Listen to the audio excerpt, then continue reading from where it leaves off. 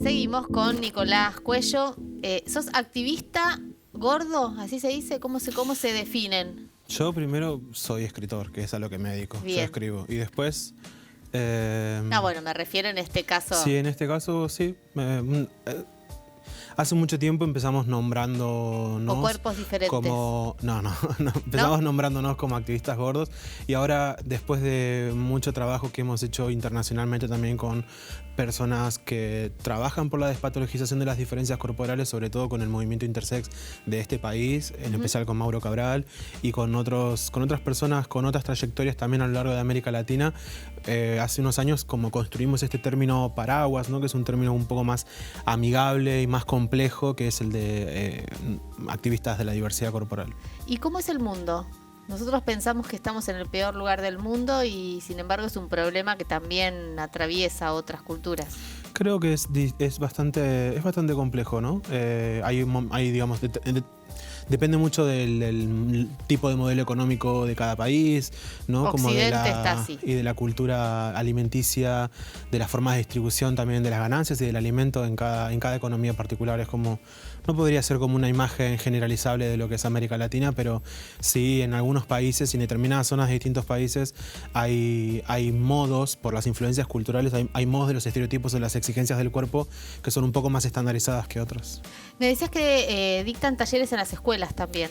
Sí, a veces cuando nos invitan vamos y hacemos como pequeñas charlas o más que nada son como formas de desmitificar algunas ideas que están dentro del sentido común sobre la diferencia corporal, específicamente sobre la gordura, que son como mitos, ¿no? Y nada, por lo general son actividades como muy simples en donde tenemos intercambios con adolescentes sobre todo. ¿Y la recepción es buena? Sí, espera. No, pues es una edad difícil, ¿no? La adolescencia, precisamente cuando sos diferente sobre todo. Tanto se habla del bullying, digo, hay una asociación ahí también, ¿no? Sí, bueno, pero viste que ahora como que hay otros diálogos sí, dando vueltas y hay como una tendencia quizás un poco más empática hacia la incorporación de reflexiones para poder vivir de otra forma el cuerpo. También creo, o la evaluación que hacemos muchos activistas en este país, es que los efectos que produjo la Ley de Identidad de Género en su aprobación en el año 2012 generó como un otro marco de reflexión, sobre todo para quienes crecieron, digamos, con ese instrumento legal frente a ellos.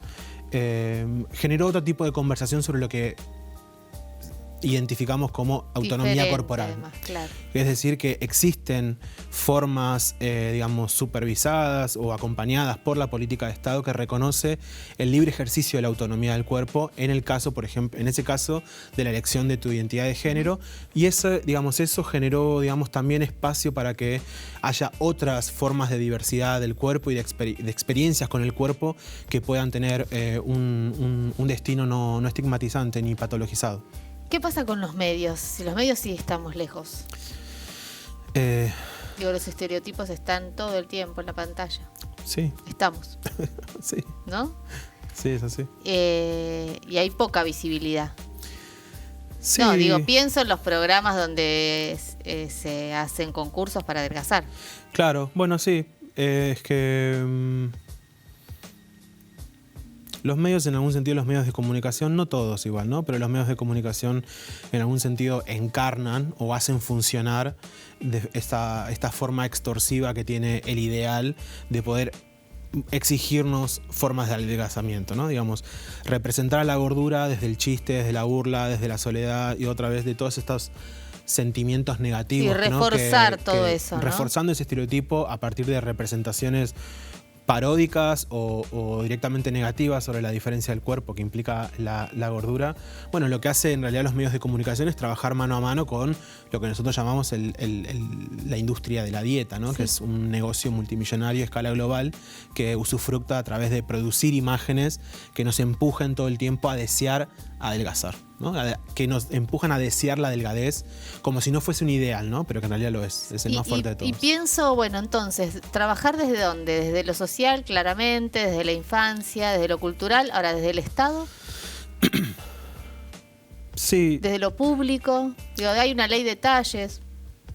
Bueno, no sé, es como una ¿No? conversación muy compleja, muy larga esa. No, pero ¿por dónde empezar? Yo soy un poco crítico también de las formas en las que el Estado interviene en los modos de regulación de la vida de las personas, pero sí podría decirte que, bueno, por ejemplo, hay una ley antidiscriminatoria, hay una ley de trastornos alimentarios, por ejemplo, en donde hay un artículo en el que, digamos, se contempla la posibilidad de que las personas diagnosticadas como obesas podamos recurrir al Estado en casos de discriminación. En tanto y cuanto, por ejemplo, aceptemos el diagnóstico que el dispositivo médico nos Claro, aplica. pero no. Es decir, que para que el Estado... Es una contradicción. Para que el Estado intervenga y en la reproducción de violencia sobre nuestros cuerpos, nosotros tenemos que aceptar esa primera violencia, que es decir, sí, somos enfermos. Por ejemplo, esa modificación sería una modificación importante, además de lo que otros movimientos de la diversidad corporal lo están llevando adelante, que es el proyecto de ley de talles. Estamos cada vez más lejos de aceptar al diferente, no solamente me refiero a la gordofobia, sino hemos avanzado, como decías, la ley de identidad de género, y eso genera un efecto suspensivo en otras minorías, Sí. pero nos falta. Yo pienso que sí y al mismo tiempo pienso que no. Depende de dónde hagas esa pregunta, con quién hagas esa pregunta, y vas a tener como respuestas distintas.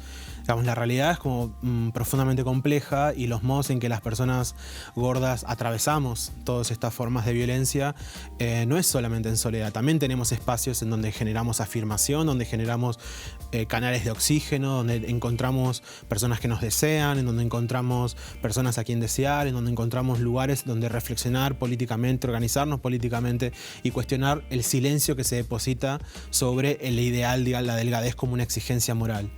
Pero bueno, también creo que también es un problema generacional, ¿no? Creo que hay más espacio en generaciones más jóvenes que están con un ritmo un poco más intenso sobre lo que implica cuestionar lo dado, Sí, y lo después establecido. distintas formas, digamos, de historias culturales que hacen que, por ejemplo, la generación de mi abuela crea que es normal el consumo de anfetaminas, ¿no? Claro. Digamos, son bueno, complejidades históricas que se van traduciendo en las diferencias generacionales que hacen que, bueno, friccionemos también. Hay salida.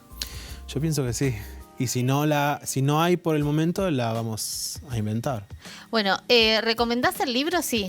Claro que sí. Para abrir un poco la cabeza, pensaba. Claro que sí. Es un libro que nosotros creamos con mucha humildad, porque es, digamos, hoy con muchos años después miramos ese libro y bueno, tiene como ciertos grados, como es medio inocente en algunas cosas, pero sí ha sido un libro muy importante. Es un libro que se lee en escuelas, es un libro que circuló por toda América Latina, es un libro que además propulsó sobre todo gracias también al trabajo que hicimos con Laura y con nuestras compañeras del taller, propulsó, digamos, a lo largo del continente pequeños grupos con los cuales estamos compartiendo conversaciones constantemente, ¿no? En Perú, Colombia, Brasil, México, Guatemala, en distintos lugares del país, y sobre todo el trabajo que hacen las chicas mediante, digamos, los encuentros plurinacionales que se hacen cada año con un taller que propusimos, ¿no? Específicamente para pensar la gordura, en donde se encuentran casi 600 mujeres, lesbianas, travestis y trans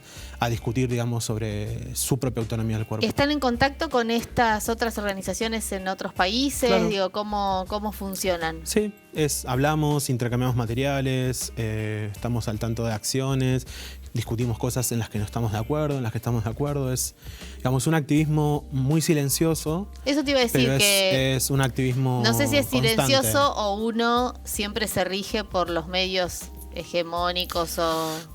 No, pero hay mucha producción y hay mucha producción sudaca, hay mucha producción latinoamericana sobre el tema, sí. ¿No hay invisibilidad, decís vos? ¿O hay algún intento Sí, por de...? supuesto que sí, que sí, la hay, ¿no? por supuesto que la hay. Porque es un tema que incomoda, la verdad, ¿no? Es como... Y también porque es muy difícil ver a una persona gorda con convicción y a una persona gorda que habla sobre su diferencia sin vergüenza, sin miedo, y que no está pidiéndole a otras personas que la integren, la aceptan o la quieran. Eso cuesta mucho a las personas. Por lo general, la expectativa que la delgadez social tiene sobre la diferencia de la gordura y sobre las personas gordas, es que nosotros tenemos que ser personas mansas, quietas, pedir perdón, disculpas. Sí. En cambio, cuando las personas tomamos agencia sobre nuestra propia vida y respondemos de la manera en la que deseamos vivir la vida que nos deben, eso cuesta escucharlo a veces. Sí, en general se piensa a la persona diferente, gorda o que es diferente, como en una situación de retracción, ¿no? Frente al mundo que circula y bueno. Sí. Pero no todos somos así y está bueno. Y en realidad justamente la experiencia de politizar nuestra diferencia hace que podamos ir quebrando esas pequeñas compuertas o esos muros que en realidad lo que hacen es aprisionar un deseo de libertad y un deseo genuino de libertad. Porque las personas, digamos, si hay algo que el activismo de la diversidad corporal reclama ante todo, es la posibilidad de vivir una vida con la complejidad que eso significa, ¿no? Pienso en vos, que a veces pienso, ¿no? Mientras te escucho, digo, bueno, vos tenés actitud. Sí. Y probablemente muchos otros, chicas, chicos, hombres, mujeres, trans, también tienen actitud. Ahora, hay otros que están subsumidos en ese estereotipo agobiador. Puede ser, yo también igual soy una persona muy tímida igual, nada más que... Sí, cuando llegaste estabas como tímida y ahora estás como... Sí, pero me encanta eso. Es que hay que hablar cuando hay que hablar, ¿sí? Sí, ¿no? ¿Para qué? no, y además, bueno, también podemos hablar de pavadas, tampoco es que tenemos que estar hablando todo el tiempo, pero me parece que tenés como una convicción de la bandera que levantás, que probablemente muchos otros necesiten para también sumarse. Lo que pasa es que cuando las personas, eso para mí es el producto de poner en sociedad la experiencia personal. Cuando las personas gordas están rodeadas de personas que a través del amor, de la amistad o de la violencia y del rechazo insisten en que la delgadez es la única salida para poder recobrar o vivir experiencias que esa persona desea, claro. Exactamente. Sí, la felicidad felices, está ahí, ¿no? Cuando el imperativo de la felicidad es lo único que rodea a esa persona gorda y se responsabiliza a esa persona que por el solo hecho de tener el cuerpo que tiene no puede acceder a esa vida que los demás sí viven, bueno, es complicado, pero cuando esa persona se encuentra con otra y se encuentra con otra y en conjunto se dan cuenta de que las experiencias personales no son tan personales, sino que hay una estructura social, eso produce mucho alivio. Produce alivio para tu propia historia, para pensar tus orígenes, para pensar las relaciones que elegís, cómo seguir sosteniéndolas o no sosteniéndolas, para darte cuenta de que estás en un ambiente que produce de forma constante violencia sobre vos y también con el tiempo produce las herramientas para poder decir que no a esa violencia. Me encantó. Nos tenemos que desintoxicar, pensaba mientras, ¿no? De toda esa mierda que nos atraviesa a todos, lamentablemente, y tenemos que salir a militar en contra de la gordofobia. Y por la libertad de todos los cuerpos. Sí, por la de libertad todos. de todos los cuerpos. Muchas gracias, Nicolás. Gracias a vos. Nos volvemos a encontrar. Nosotros nos volvemos a encontrar también el próximo miércoles aquí en el canal de la Universidad Nacional de La Plata. Chau.